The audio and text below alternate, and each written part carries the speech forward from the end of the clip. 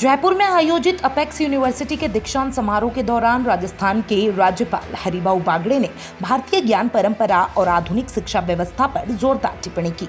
उन्होंने कहा, दुनिया में गुरुत्व आकर्षण का सिद्धांत भले ही न्यूटन से जोड़ा जाता है, लेकिन भारत में 1150 ईस्वी में भास्कराचार्य ने इसे पहले ही बता दिया था।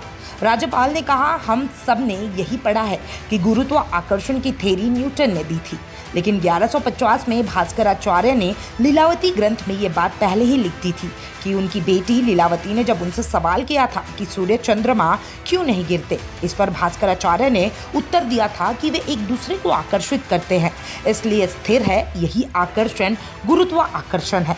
शिक्षा प्रणाली में धार्मिक और सांस्कृतिक मूल्य को लेकर राज्यपाल ने एक और उदाहरण देते हुए कहा, पहले बच्चों को वर्णमाला पढ़ाते समय ग से गणपति सिखाया जाता था, लेकिन बाद में इसे हटाकर ग से गधा कर दिया गया। कुछ लोगों को गणपति शब्द से आपत्ति थी क्योंकि यह धार्मिक है। यह हमारी सोच की गिरावट को साफ तौर पे दर्शाता है। राज्यपाल बागड़े ने भारत की परंपरा शिक्षा प्रणाली के नष्ट होने का श्रेय अंग्रेजी को दिया है।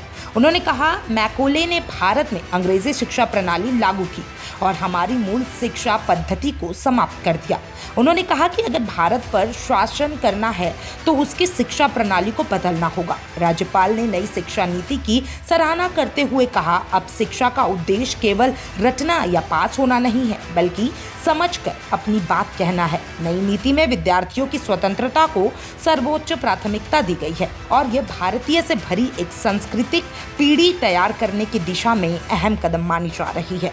उन्होंने निजी क्षेत्र में अपील की है कि शिक्षा को व्यवसाय न बनाकर समाज उत्थान का माध्यम बनाए। उन्होंने कहा कि गरीब और पीड़ित वर्गों को उच्च शिक्षा में बेहतर अवसर मिले, इसके लिए निजी क्षेत्र को आगे आना चाहिए। अंत में उन्होंने ऑपरेशन सिंदूर का उल्लेख करते हुए कहा कि इससे पूरी दुनिया में भारत की साख पड़ी है। उन्होंने सुझाव दिया कि विश्वविद्यालयों में पाठ्यक्रम में भारतीय सेना की शौर्य गाथाएं और राष्ट्र नायकों की जीवनी शामिल की जाए ताकि युवा पीढ़ी राष्ट्र गौरव से जुड़ सके। आप क्या सोचते हैं इस खबर के बारे में कमेंट बॉक्स में जरूर बताइएगा और तमाम ऐसे अपडेट्स के लिए चैनल फॉर न्यूज़ राजस्थान के साथ बने रहें।